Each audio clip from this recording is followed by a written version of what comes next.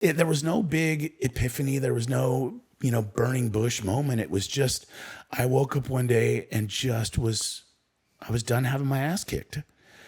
And I decided to go to a meeting. And I had seen the circle and the triangle. So you never went to treatment? Mm-mm. You're not a product of treatment? No, I never went to treatment because I did not want to tell my family that they were right.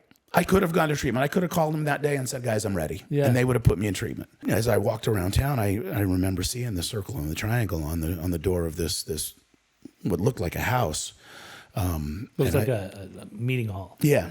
And I walked in there on a Sunday morning, and, it was a Sunday morning gratitude meeting. So for the first 45 minutes of this meeting, I had to sit there and listen to people talk about how grateful they were to be alcoholics. And I'm thinking, this is the stupidest thing I've ever, I'm never coming back here. This is awful. Sometimes I make mistakes in my life. Life goes on and on and on and on and on. Yeah, hey, I got wisdom from my papa. He ain't have a lot of money, but he taught me how to keep the perfect posture. So folding under pressure, that ain't something that I'm about to. Crabs in the barrel, I'm just trying to be a lobster. I hit my cousin, told him to call. It's been 12 years and I ain't heard from him at all. Had a little fallout over some money. Damn, ain't it funny how the smartest people be beefing like they some dummies? But I hope you doing swell now. Hope your family well now. The Primary Purpose with Pej podcast is sponsored by Intervention on Call. Intervention on Call is your go-to resource for families suffering from addiction. Offering on-demand access to experienced interventionists, we provide private hourly sessions, guidance on next steps, and ongoing family support, helping you make informed decisions when timing and clarity matter most. For more information or to book an appointment, go to www.interventiononcall.com. Today on Primary Purpose with Pej, we sit down with Matt Brown, a professional interventionist with more than 2 decades of experience guiding families through the chaos, fear, and uncertainty that surround addiction. Matt's work is deeply personal. In 2001, his own family intervened in his life. After beginning his recovery journey in 2003, he made a commitment to spend his life helping other families do what his did for him. Take meaningful, structured action before things got worse. Since 2004, Matt has worked with hundreds of families across the country, designing interventions that are both compassionate and firm, always tailored to the specific dynamics at play. He's known for a direct, steady approach that cuts through the denial without stripping people of dignity. Matt helps families move out of paralysis and into clarity, setting boundaries, restoring hope, and acting early, long before addiction is allowed to do more damage. This conversation is about timing, responsibility, courage, and what it really takes for families to step in before it's too late. Please welcome to the show, Matt Brown. Welcome to the show. Hey, I'm glad to be here. Its time has finally come. It is, yeah. It's nice to finally be here and in the studio with you. And we've wanted this for a long time. Who's Matt Brown? Well, man, I'm an interventionist. I'm a dad. I'm a grandpa. I've got a 1-year-old grandson. It's a good life today. It's a good life today. Where'd you grow up? So I grew up just outside of Phoenix, Arizona, in a little small farm town called Buckeye. Mm-hmm. And it was a large cotton farming town, a lot of dairy farming. Mm-hmm. Grew up with, cowboys. So I was kind of the odd kid. Like I grew up around horses and, ranching, but I didn't consider myself a cowboy. I was always just one of these kids that kind of liked to be different. Right. On purpose, I guess. But religious family? Very. Yeah, I grew up in a Mormon family. And was there a lot of Mormons in that area? Yeah. Arizona has quite a bit to, as you look at kind of the history of the Mormon church, there was this mass migration west where they kind of ended up settling in Utah in the Salt Lake Valley. Where I grew up. Right. Yeah. And then early on, Brigham Young sent a lot of people south. And so a lot of them kind of ended up in the Mesa, Gilbert area, but Buckeye has a fair amount. Okay. Yeah. So what was that like growing up? Gosh, I want to be respectful, but I also want to be honest. Yeah. It was hard. It was hard. Growing up in a very orthodox religion like that, it was just, everything was always seen in a black and white context. There was very little gray area. You were either good or bad. It was right or it was wrong. And, in that culture, it's a performance-based value system. If you check all the boxes, then you're good and you have value. And if you don't, then it's seen as something else. Yeah. And I was always the something else. I tried, to just because it created less friction at home, it created less conflict with my parents. I tried to be the good kid, but just couldn't put my heart into it. Was there a lot of kids in your family? What are you? I'm the oldest of 6. Yeah. 6. Okay. And it was challenging because, growing up, it was really the only thing that I knew from a spiritual standpoint. But there were also some things that it couldn't quite, it didn't make sense. And, as I got further and further in my addiction, let's just say I was invited to never come back. I was excommunicated. How old were you when you got into I was addiction? 28 when I was excommunicated. No, when you got into addiction. I had my first drink at 18. And I think that, I had, some interaction with alcohol in high school. And then, my folks thought it would be a good idea to have me go serve a Mormon mission, thought that'd straighten me up. So I went down to South America for a couple of years. And how old were you then? I was 19. I came back at 21 and... Did you party down there? No, actually I didn't because... You stayed sober. I did. Because I knew that if I got out of line, they'd send me home. And that would have been worse. And so I stayed sober down there. I didn't, I didn't enjoy a lot of the work that I did down there. I really loved the culture. I was in Argentina. Yeah. Really great people, really amazing culture. Got to learn a new language and see a different part of the world. You learned Spanish? I did. Yeah. Yeah. And, coming home, I just kind of found myself like, okay, well, they're finally going to be happy with me. Yeah. And then, it was like, okay, well, what's next? I thought like, okay, at least now I will have crossed the finish line. I will have made them happy. And, coming home, it was like, okay, well, here's what you got to do next. You got to go and, go to one of the church colleges, BYU, get a wife, and kind of on to that next phase of what your typical Mormon. What they expected of you next. Yeah. And so it was like the finish line just kept moving. And this whole time I was thinking, well, when are they finally going to be happy with me? Yeah. And, by they, I mean, my mom, my dad, the church at large. But my dad was always in a leadership position in the church as well. He was actually the one that ended up excommunicating me. Really? Yeah. It was my dad that had to. And when you get excommunicated in the Mormon church, it's no joke. Like is there a process? There's a court. So my dad was what they called a stake president. And he sat kind of as the judge in this court. And then there's a 12-person group of men called the High Council. And 6 of them argue for you to lose your membership in the church, and 6 of them argue for you to keep your membership in the church. And there's evidence and witnesses and all that stuff.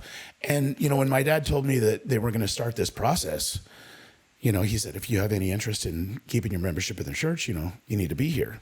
And I hadn't been to church in, I don't know how many years at that point. And I just said, like, do what you got to do. I'm not, I'm not coming. Yeah. And, a few months later, I got a letter from Salt Lake City basically saying, you're no longer a member of this church. Wow. And, that was basically to my family. That was like, our son, our brother is going to hell. Like that was what they had to contend with. And I can see it that way from their point of view now. At the time, I was just so angry at everything. Yeah. And that was just another reason to be angry. But, now I can certainly understand, like they were struggling with it themselves. Like they were a part of that culture and it was part of their belief system. And I get along great with my family today. We just don't talk religion. Are they still part of that culture? Yes, everybody except one of my brothers. But four of my siblings and my mom and dad are all still very active in the church. And but my brother, he lives abroad now. He's in India. He works for the State Department. He decided on his own that he would decide to leave the church with his family. And even then, like he called me a few times and he asked me, like, so how was it with mom and dad when you got excommunicated? And I'm like, listen, I didn't have a choice. Like they told me I was no longer welcome. Yeah. It's probably going to be a little bit different for you, but I got to tell you, like, don't worry about it. Like we were raised in a home where like it was our job to make our parents happy. Yeah. And it was a tough job. And the minute I realized, like, I don't have to do that anymore, it was a burden that really I felt come off my shoulders. And my dad and I have talked about it in the years since, and I think we both have regrets about it. In fact, I was talking to him the other day on the phone and had just a beautiful conversation with my dad, and he started to apologize to me. And I said, Dad, you don't understand. Like, my past is my greatest asset today. Like, you don't have to apologize for this. I believe that I'm doing what God wanted me to do. And we can both speak from that point of view today. We can have spiritual conversations, just not religious conversations. And for me to be able to tell him, like, this is exactly the path God wanted me on. I was able to go through everything that I went through, and all the mistakes you think you made were at the end of the day, would you have done things differently? Maybe. But they're part of the story now, and I get to use those. At 28, that's when they excommunicated you? Does that mean that all throughout your young adulthood, your 20s led up to, was it just drug use, alcohol? Yeah. So I started drinking in high school. Came back. I was actually living here in Southern California, in LA. Married. Thought it would be. You got married. I did. Yeah. Did the next right thing. And took this wonderful young lady on the ride of her life, not in a good way. Yeah. Because she'd hitched her wagon to an alcoholic. Yeah. And I got involved in the entertainment industry. Thought I wanted to be an actor. I can see that with you. And you got a great radio voice. Well, thanks. I'm a little raspy right now because I'm coming out of a cold. But it was always like, even the idea of being an actor, like, I would rather pretend to be someone else than be me. And it was this idea that maybe if I pretend, and I can pretend for a living, that I don't have to be present here and be who I am. Yeah, not be yourself. And that's really kind of the clarity that I have around those choices that I had back then. But I started, the people that I was going through acting school with, and later I was a teacher at an acting school. They were all heavy drinkers, and some of them used drugs. And it's interesting. One of the guys that I drank with for the first time in high school, well, both of the guys that I drank with for the first time in high school and ended up coming out here to California. One of them was my roommate. He was going to USC dental school. He unfortunately has passed from alcoholism. But another good friend of mine, first guy I drank with, first guy I ever used coke with. And even him, like the night that we did cocaine together for the first time, he saw something in me that I don't think I could see in myself. And he's like, hey, listen, I think we should have a good time tonight, but please don't ever make me take you to rehab. And I thought, what an odd thing to say. Yeah. Like, I've never done drugs before in my life, where I'm doing them for the first time right now. Yeah. At least, I'd smoked pot, but, cocaine, like, that's the first time. And even then he could see, like, how messy the wiring was a little different, and boy, it was my best friend from that day forward. Like, I was the smartest guy in the room. I was the best looking guy in the room. I was the strongest guy in the room. Like, it was just this feeling of invincibility. And, cocaine and I made our way through life for a little while after that. And for a while it was fun. Yeah. and then it wasn't. And then what was your crisis that brought you into the path of getting different or to getting better? Well, it was kind of a slow burn towards the bottom. I was spending everything that I had on drugs. Living in LA? Living in LA. The guy that was my roommate had moved out. He was trying to be a good student. I mean, he and I drank every night together, copious amounts of beer. But he knew that I was dabbling in cocaine, selling cocaine. And he moved out. So it was just me. I couldn't pay the bills because every bit of money I made was spent on drugs and alcohol. Yeah. And so, of course, I was the kind of guy that my parents were fairly naive to what was going on. Yeah. I would call them, and this is back before PayPal and Venmo and Cash App and all those things. Like, I had to actually wait for a check to show up in the mail. Yeah. But I'd call them and I'd sing them the sad song, and a few days later, I'd get a check in the mail. And what I didn't realize is those two buddies of mine, they were calling my parents. They knew my family. We'd all grown up together. They were calling my parents going, you got to stop sending him money. Like, he's really not doing well. Here's what's really going on. And they only knew part of it. Yeah. But they knew enough. And so the last time I called my folks for money, they basically said, you're done. No, we're not doing that. But we'll come out to California and we'll pick you up. And whatever you can put in the car, you can bring home with you. And whatever you can't, you got to be willing to walk away from. Now, they had a Crown Vic, which was a pretty, spacious trunk. I could fit a lot in there. And I'm thinking, okay, this is great. I'm going to be able to go back home. I don't have to worry about bills. Mom's going to cook my meals and do my laundry. And Dad's going to help me clean up the financial mess that I made. And I get to start over. Yeah. And I went out there I'd promised them that I would stop using and drinking. And I'd promised them that I would get a job. The job came easy enough. But to stop, not using and drinking was impossible. It wasn't, but just a few days later, I was, back at the old hometown watering hole talking to a new drug dealer. Yeah. And it was probably 3 weeks after I'd come back home that they woke me up and they said, hey, we love you, but this isn't working. So you're either going to go to treatment today or you got to get out of our house today. Wow. And I'm thinking, you guys, come on, this is ridiculous. Like, really, you're going to put me out on the street?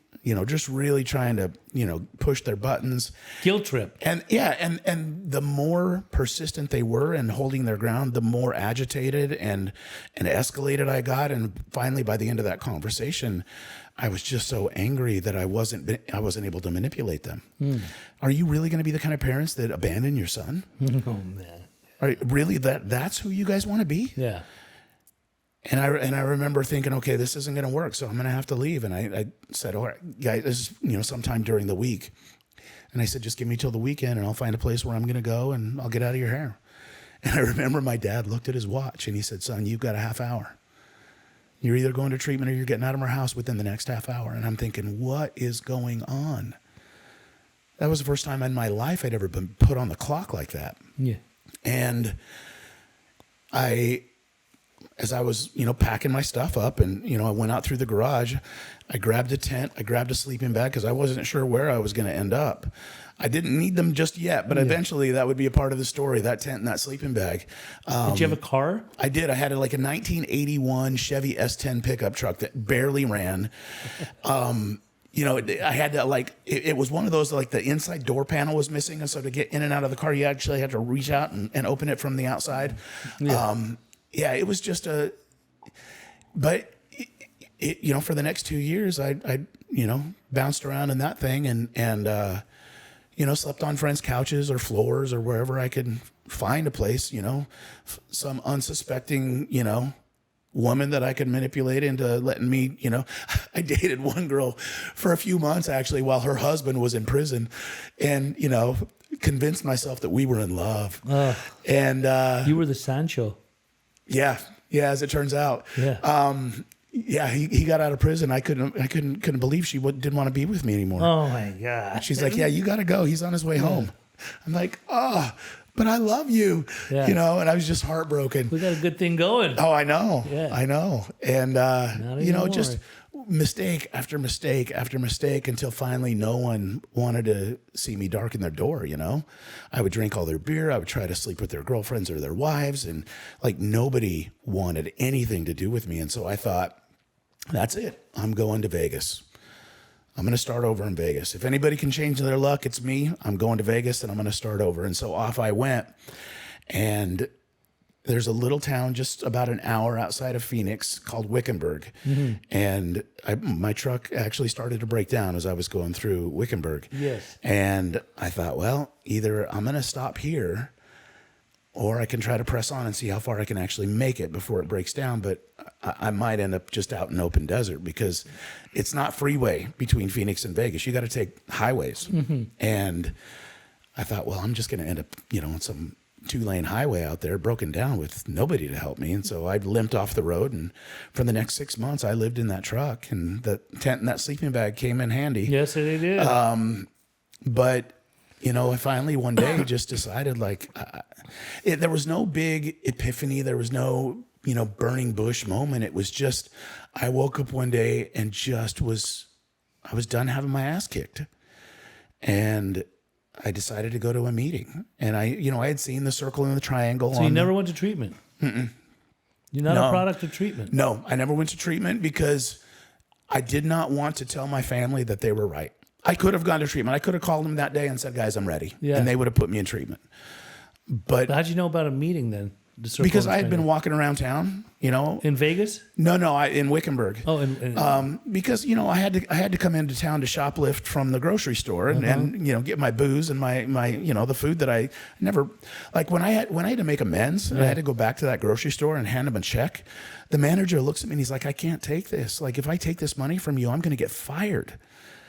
Like, they're going to know that somebody came in here and shoplifted almost $2,000 worth of product from the store. Like, I can't take that. Like, go and give that. I'm glad you're doing well, but go and you know, donate that somewhere and you know, we'll call it good. Did you? Yeah, I did. I you know, actually gave it to. I was working for a treatment center at the time, and I said, hey, you know, let's put this towards a family who needs it. I think that's great. But you know, it was just one of those things that. Yeah, I as I walked around town, I remember seeing the circle and the triangle on the door of this what looked like a house. It was like a meeting hall. Yeah. And I walked in there on a Sunday morning, and you know, it was a Sunday morning gratitude meeting. So for the first 45 minutes of this meeting, I had to sit there and listen to people talk about how grateful they were to be alcoholics. And I'm thinking, this is the stupidest thing I've ever, like, I'm never coming back here. This is awful. Grateful to be an alcoholic. Who's grateful for this nonsense? Yeah. And one of the old guys in the room, he's like, hey, you know, why don't you tell us who you are? And I said, no, I'm just here to listen. Yeah. I got nothing for you. Thank you, but I'll just listen. And he's like, you know, that's fine if you don't want to say anything, but you know, if you're actually wanting to make some changes, you might want to share what's going on with you. Yeah. And I just kind of looked at him and I'm like, fine. My name's Matt and I'm an alcoholic. And that was the first time I'd ever said that in my life. And something kind of broke loose in that moment. And I actually started to get emotional. I started to cry. And it was one of those things where like, I just kind of had my head in my hands and I didn't want to look up and make eye contact with these guys because I was making a fool of myself. I was just sitting there sobbing. And I thought, I'm going to look up and I'm going to see just a bunch of disgusted looks on people's faces and they're never going to want me to come back here, you know, which is fine because after this, I don't really want to come back anyway. And, you know, all these thoughts going through my head and I look up. Nothing of the sort. And it was just, there was probably only 7 or 8 other people in the room anyway, but these guys had these loving, kind looks on their faces, just kind of smiling and nodding. And one of them came up and gave me a hug. And after the meeting, the rest of them came up and gave me a hug. And they said, come back tomorrow. And I'm thinking, all right. You know, that was just kind of a reluctant, like, oh, okay. They had coffee, they had donuts. I'll come back and at least I don't have to steal from my food in the morning. But I came back and I've been sober ever since. That was April 6, 2003. Wow. And how old were you? I was 30. And the thing that hooked me in the beginning was people wanted me there. It wasn't that I wanted to be sober. I wasn't even sure I was going to stick with it. I didn't tell my family I was sober until I had 90 days sober. Really? I didn't want to get their hopes up. I didn't and I didn't want them to actually know that they were right. Mm-hmm. Like there was still that part of me, like if I tell them I'm sober, they're gonna see, I told you so. Yeah. And it was interesting because when I told my dad, like I've been going to AA meetings, it was like I told him something awful about myself. You're an alcoholic? And I'm like, yeah, Dad. Stigma. Like, do you remember when you kicked me out of the house a couple years ago and told me that I was going to go to treatment? Drinking. He's like, yeah, I just thought you had a drinking problem. Dad, that's kind of what alcoholism is. But that label was just like a gut punch for him. And I mean, they're really proud of me now, but I don't think they can believe I actually have almost 23 years sober. But yeah, it's so crazy. Been a ride. You stayed sober. It's so cool. Yeah, I like that. Now, there are some things that I missed out on by not going to treatment. Like? I didn't realize how bad my depression was. And, I was on that pink cloud for a while and life was better. And, I was getting financially stable and, like life was better for a while. And then, one day I just slowly, like things started to creep back in and that depression really started to get strong. And I remember, my sponsor, John, at the time, I remember telling him like, I'm either going to drink today or I'm going to die Kill today. myself. Yeah. Like, I don't want to do this. Like, this isn't working. And he's like, well, there's another option. And he got me into a friend of his who was an EMDR therapist. And, I love EMDR. And I started doing that. And, Claudia Danker, if you're out there, you saved my life. Thank you. I owe that woman so much. She's a therapist in Wickenburg, was trained at the Meadows, which is right there in Wickenburg, and really an amazing trauma therapist, and just really helped me. That's how I knew the name Wickenburg. Yeah, the Meadows is there. Yep. Yeah. And there was the woman that gave me a job. There was another treatment center there called Gatehouse Academy, and she gave me a job there when I had 30 days sober. At the treatment center. Yeah. I mean, what were you doing? I was a tech. And then, before the end of the year, I was the admissions director. But that's how I ended up getting into intervention work. Tell me about that. How'd that happen? So there was a guy. Because for those that don't know, we are part of a group. It's called Intervention on Call. We are in our own private practices, but that's how I met Matt. Yeah. And I was fascinated with the idea that there were professionals that did interventions. We had a guy named Robert. He's passed away from this disease, unfortunately, but he was instrumental in my early training. I would go with him and sit second chair as often as I could. He passed away from this disease? Yeah, he was a Gulf War vet from the first Gulf War, and I think he had some pretty severe PTSD, and he struggled with unresolved trauma. Yeah, I think he struggled. Well, he did struggle with his own sobriety. Died of a heroin overdose. Wow! But he was doing interventions. He was doing interventions. In fact, the way I got into doing interventions, I'd probably been on like 10 ride-alongs, if you will, with him. And he had gone down to New Orleans to do an intervention down there, and he'd never been. But he had some time, and he said, hey, I'm going to go check out Bourbon Street. So he's walking down Bourbon Street, hears some cool music coming out of one of the bars. He goes in, and some pretty little thing buys him a drink, and the next thing you know, they're out scoring heroin. Wasn't he in recovery? He was. He just wasn't doing recovery. Right. He's kind of just working. I can't even imagine. Like I don't know what happened with him. And I owe so much to him. I hate to. He taught you? Yeah. I mean, in the early days, I've, since had gone and, since then got trained and certified and all of that. But he was the guy that was kind of, I apprenticed under for early. Those were the ride-alongs. Yeah. And he relapsed on heroin that night. The next day he showed up for the intervention, and the kid was a heroin addict. Oh. And he's like, hey, it'd really suck if your parents found your stash while you're in treatment. So why don't you let me flush it for you? So he goes into the bathroom, flushes the toilet, sticks the heroin in his pocket, and off to the airport they go.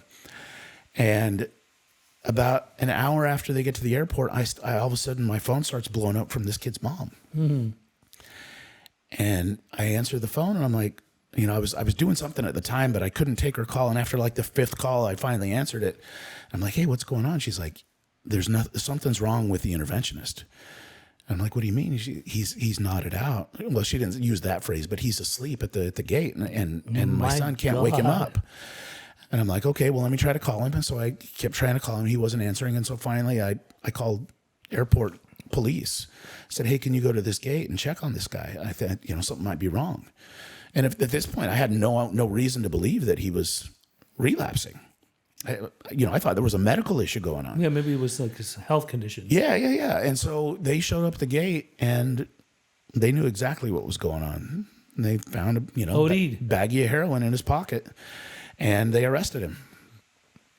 And the kid actually ended up getting on the plane and coming to treatment on his own. Yeah, without the interventionist that was loaded. Yep. Bringing him. So a couple of days later, he was supposed to be in New Jersey to do another intervention out there, and I didn't know any other interventions. I was the admissions director at this point. It was my job to make sure that this kid, made it to treatment. I didn't realize that it was unethical to do interventions for the treatment center that you worked for at the time. Yeah. So I went to New Jersey and did my first solo intervention there, and it went well. And continued to do interventions. You filled in for him. Yeah. Yeah. And the rest was history. Yeah. And then from there, once I left, working for that treatment program, I didn't know any better. That was the only program I'd ever worked for. I didn't have any exposure to treatment outside of that. But I started to get familiar with the idea that, number one, I probably needed more training than just, 10 or 15 ride-alongs. And I probably shouldn't do interventions for a treatment program that I'm working for. Yeah.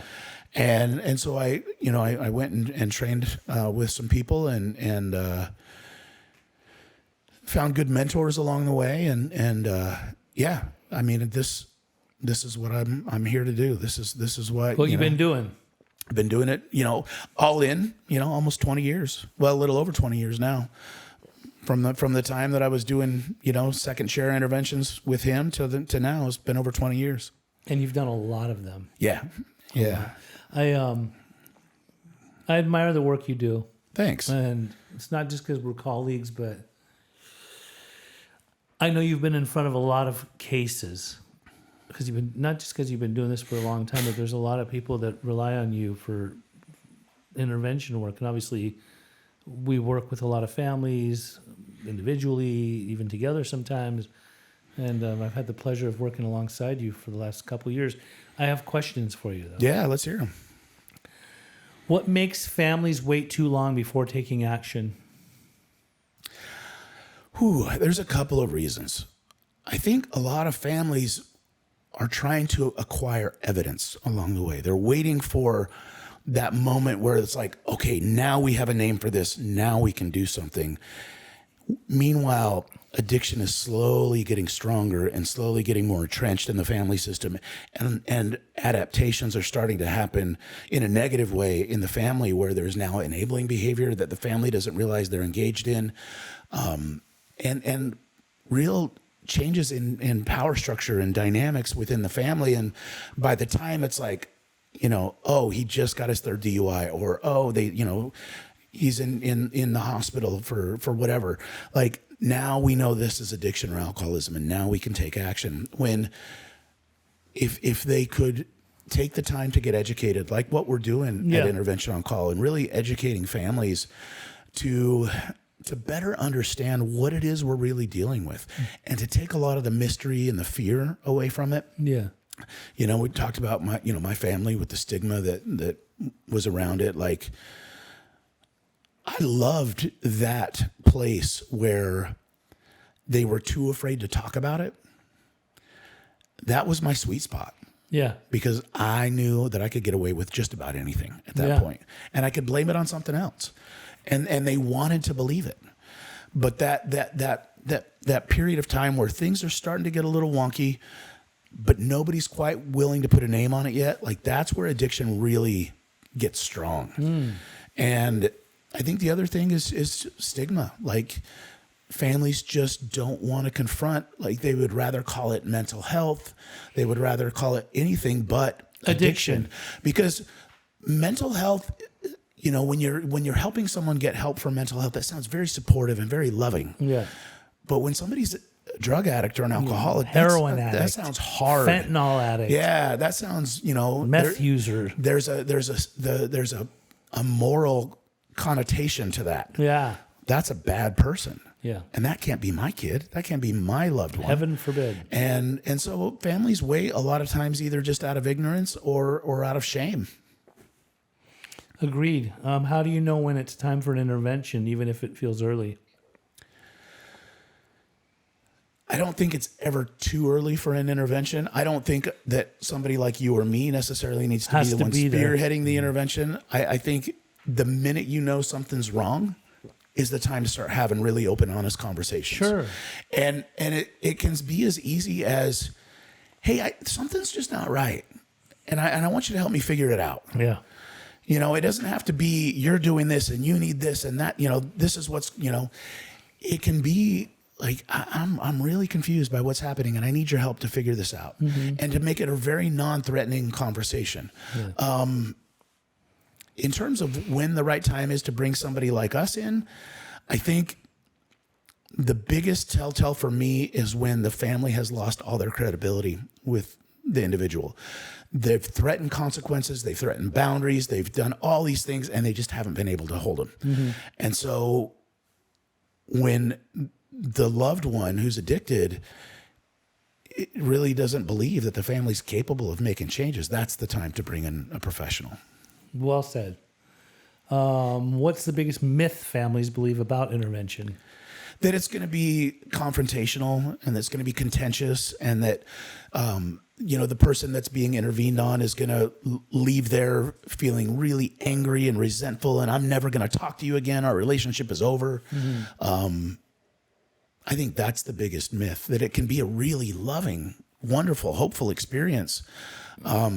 But most families don't expect that. They expect, because that's what they're used to. They're used to the confrontation. They're used to the eruption that happens when that conversation gets brought up. So I think that's the biggest myth that I think I can identify right away. How do you balance compassion with firm boundaries? I think firm boundaries are compassionate. I mean, I don't think they're mutually exclusive. I think you can have really firm boundaries and be compassionate at the same time, because boundaries don't mean that I don't love you and I don't care about you. No. Boundaries mean I love you enough to make sure that this relationship is going to work for the both of us. And I need boundaries in order to be able to do that. Otherwise, you're going to walk all over me or I'm going to walk all over you, and we're going to end up being angry and resentful. So I think boundaries are compassionate. I love that. That's so true. What happens when families stay stuck in fear instead of acting? People die. I mean, that's the long and short of it, is addiction's going to kill somebody. And, you know, people suffer along the way, way more than they need to. There's way too much help out there for people to have to suffer the way that they're suffering right now. Like, that's the thing. Like, fear keeps us paralyzed. And when you realize, like, oh man, I never had to go through all of that. I didn't have to be afraid of this. Yeah. Like, when we can approach this and really, like, be fearless about this, and because I love you, I'm not going to be afraid to talk about this. Yeah. That can be one of those beautiful turning points in a family's experience. Now, tough love, do you believe in this term? No. Well, that was maybe too quick an answer. I don't like the term. Yeah. I think that, you know, in Jeff and Deborah Jay's book, Love First, there's a line there, and I'm going to butcher it, but they talk about how people forget the love and all they do is focus on the tough. And I think that boundaries need to be firm, but they don't have to be hurtful or mean or punitive. I think that, you know, when you think of tough love, it's usually a reaction. you've hurt me or you've taken something from me, you've lied to me. And so I'm going to respond in a very tough, firm way out of anger or, whatever that might be. It's an emotionally driven experience usually when most families think of tough love. You've crossed a line and now it's time to get tough. Yeah. But if boundaries are set from that place of, I do want to have a better relationship with you, they get set long before it ever has to be that tough love experience. Mm-hmm. And they're not set based on emotion, because usually those boundaries don't hold anyway. What's the most common mistake families make when trying to help on their own? The most common one. I think they come at it from that place of fear. You need help. You need to change. You have to stop doing this. And in my mind, that was all just noise. Oh, really? You think I need this? No. Well, we'll see about that. Tell me. Yeah. I mean, it was just, it just made me want to plant my feet even stronger where I was and not move. Can intervention work if the person doesn't want help yet? Oh, yeah. Tell me why. Because it's not just for the person. Yeah.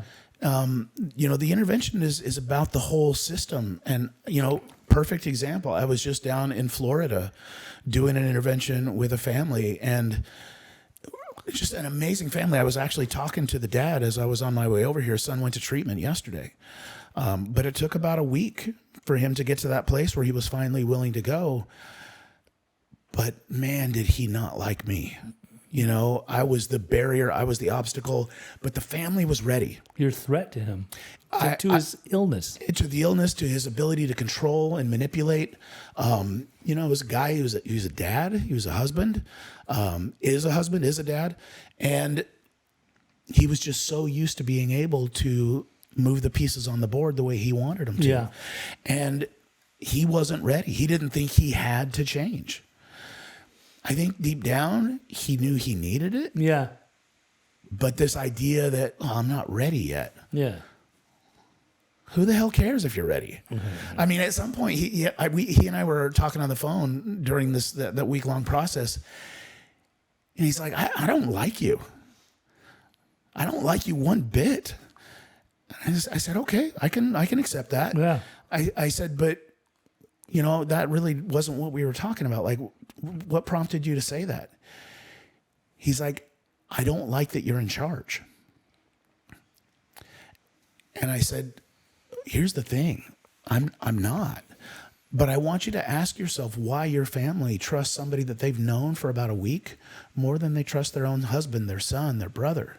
Yeah. Like, they're willing to make this dramatic shift in a direction that was really foreign to them as well. And they did a great job in holding boundaries and, at the same time, making sure he knew, hey, we love you, but we're done. And, yesterday he finally just got to this point where he's like, fine, I'll go.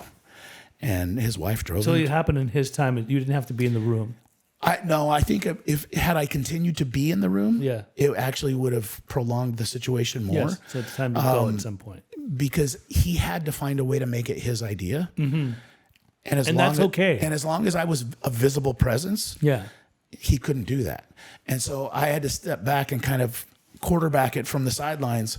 But the family did great. And it was one of those moments where they were ready and he wasn't. Mm-hmm. But he caught up to them once he realized, like, oh, they're not going to enable me anymore. And we say this all the time in our intervention on call family groups, but boundaries are not there to make somebody go to treatment. Mm-hmm. They're there to take the peace of mind and the wellness back for the family. And as a byproduct, a lot of times people will decide, I don't want to do this anymore. I don't have anybody to enable me. This is too hard. I'll go to treatment. And this was just a really beautiful example of that. Where when he said it to you, do you consider yourself as someone that has tough skin? You can roll with the punches when they. Yeah, I learned a long time ago. You've heard a lot. Oh, I've heard way worse than that. I've had people threaten to kill me. I had a guy threaten to kill me like 4 years after his intervention. I got a message from him on Facebook. I was like, buddy, are you still holding on to this? Still mad. Like, okay, I'm sorry. Sorry you're still angry. But yeah, I mean, it's just, if you take it personally, You can't take it personally. it'll grind you. But when you come and you kind of put it in spiritual perspectives and really come to understand that even if this person dislikes me, if they can have a better life because of the work that I was able to help their family do, Yeah. it's all worth it. I'll be the villain. That's Yeah. okay. Yeah. But go be happy. Go be sober. Be a great dad. Be a great husband. Like, go have that life that you deserve to have. And if I'm the bad guy, man, I'll wear that. Yeah. Have you worked on cases for a long time, or are you usually a person that will do an intervention and that's it on that day? I don't usually do a lot of case management. I don't like it. I'm not good at it. Yeah. I like that front end crisis work, but I will work with families until we get their loved one through treatment. And the longest case I ever had was about 2 years. Yeah. It was a young lady up in Alaska. We ended up getting her arrested on a felony possession charge, and that's what finally got her into treatment. But It took some time. it did. Yeah. Can intervention work? Oh, sorry. How did being intervened on yourself change how you did this work? It put in perspective what my family had to be going through, because I never made it easy for them. Anytime they wanted to talk to me about my addiction, there was going to be a reaction. Yeah. And it was going to be unpleasant for them. And I didn't go about that as a conscious decision, but I just knew how to get them to back off. And to really understand like what families go through, because I put my family through it. And the courage that it takes for families to take a step like this makes me appreciate the courage that my family had. Even though they didn't have a professional, it was that much harder They just for them. intervened on their own. Yeah. They did a traditional Yeah. family intervention. It was 2 suitcases and an I love you. Like, you're either going to treatment or you're getting out. And I chose plan B, but it worked. Same here. I'm a product of Yeah. similar situation. What does structured action actually look like for a family? It's going to be different for each family. The first thing, of course, I think is just, and sometimes the learning curve is steep, but they've got to get educated first. They have to know what it is that needs treating, and in the same way, like sometimes you'll go to a treatment center and you can ask, 3 different staff members, what is addiction?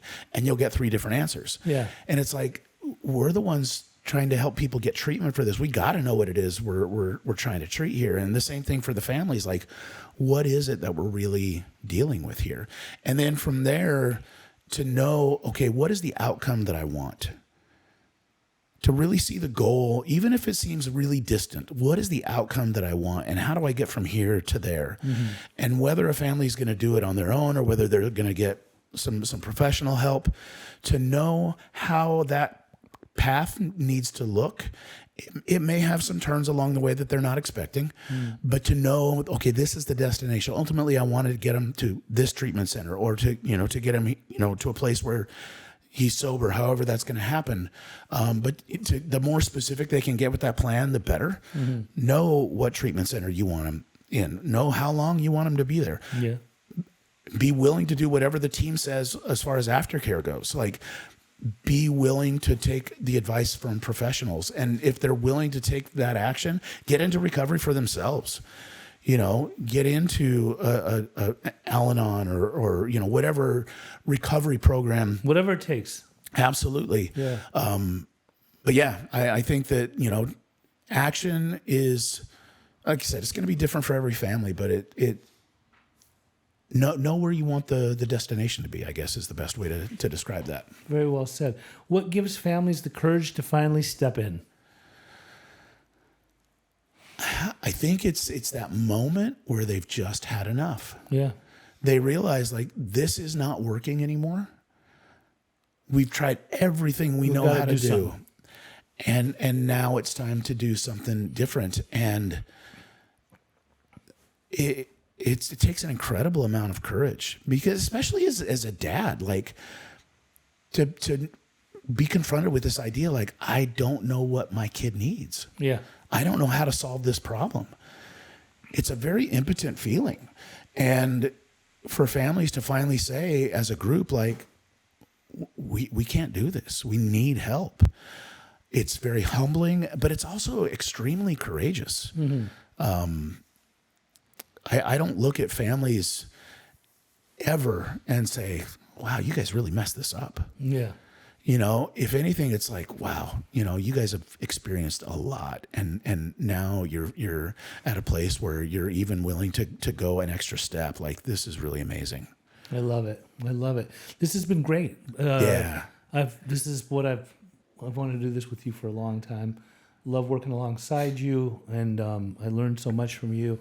How can people find you as far as social media, websites, projects that you work on? Yeah, so my website is freedominterventions.com. My social media handles are Matt Brown Interventionist on Instagram and TikTok. I started a site for families to get educated on. It's called Sober Helpline. It's an education resource and a treatment finder resource for families. I got another project that I want to talk about with you this weekend. I think it'll be something that'll be kind of cool. I'm not quite ready to announce it to the world yet, but it'll be something I think that it'll hopefully help us do better as interventionists. Awesome. I love that. Well, I appreciate you coming out. Thanks. I'm so glad to be here. I'm glad we finally were able to do this. So am I. Awesome. What a wonderful conversation with my dear friend and colleague, Matt. I mean, I really, really loved talking with him. I always love talking with him. I often call him to check in, and he helps me a lot as a professional. He's been doing this for some time, longer than me, definitely, for sure. But he's just a great guy to hear from, and I love his style and what he does and what he stands for, and I really admire his recovery. And it was good to finally have him here in the studio. I've wanted to have him here for a long time. And if you liked this show, please subscribe on YouTube or subscribe in any podcast platforms. We'd love to hear from you in the comment section. You can also leave a review and share it with other people. And until we meet again, my name is Pej, Primary Purpose with Pej. This is my show.